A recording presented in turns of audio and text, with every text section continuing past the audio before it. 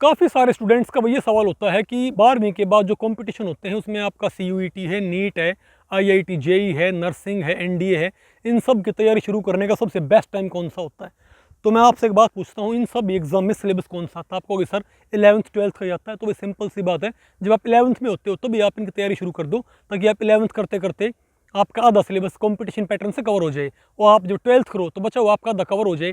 तो फर्स्ट जो best time होता है वो होता है आपका 11th के दौरान, और सेकंड बेस्ट टाइम आपका होता है 12th के दौरान। थर्ड बेस्ट टाइम आपका होता है 12th करने के बाद, ड्रॉप करने के बाद। मैं कहता हूँ बल्कि ड्रॉप करने के बाद आपका वर्स्ट टाइम होता है, क्योंकि आपको भाई आपका अगर एग्जाम पास भी होगा तो आपको 1 साल, आपका 2 साल जो एनर्जी है वो आपका टाइम वो वेस्ट हो जाएगा। अब आप कहोगे सर लेकिन स्कूल में इनके बारे में बिल्कुल नहीं पढ़ाते, तो भाई ये दिक्कत आपने खुद देखनी है, क्योंकि मोस्टली कोचिंग सेंटर में, मोस्टली स्कूलों में जो बोर्ड का पढ़ाने का नाम होता है उसके नाम पे आपको चीज़ें रटवाई जाती हैं। आपको जो एनालिटिकल एबिलिटी वो आपकी बिल्कुल डेवलप नहीं करते। तो ऐसे स्कूलों में, ऐसे कोचिंग सेंटर में, ऐसे ट्यूशन से आपने बिल्कुल भी नहीं पढ़ना है। जहाँ भी आप पढ़ो उनको ये बोलो कि भाई अगर हम आपसे 11th 12th का पढ़ते हैं तो क्या हमारे सभी एग्जाम्स की तैयारी होगी कि नहीं होगी।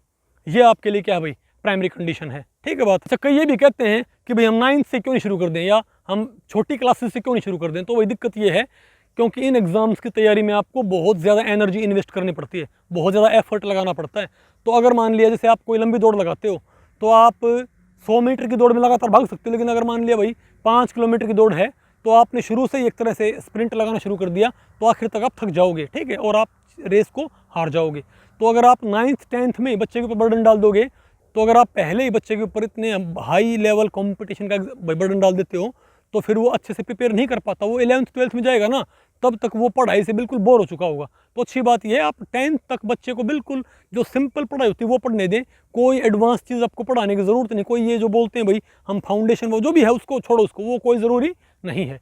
तैयारी शुरू करने का बेस्ट टाइम आपका 11th। जैसे भाई हम आपको अपने बारे में बताएं, हम जब बच्चे को भी पढ़ाते हैं 11th के लिए, ठीक है, तो 11th करते करते उसका हम सिलेबस 2 बार करवाते हैं, और वो सिलेबस करवाने के दौरान हम उसको नीट के, JEE के, NDA के, जो भी नर्सिंग के जो PYQs है वो करवाते हैं, उसको कंसेप्चुअल लेवल पे पढ़ाते हैं। और हम 11वीं का सिलेबस 2 बार करवाते हैं। एक बार हमारा बैच शुरू होता है अप्रैल में, एक बार शुरू होता है हमारा बैच अक्टूबर में।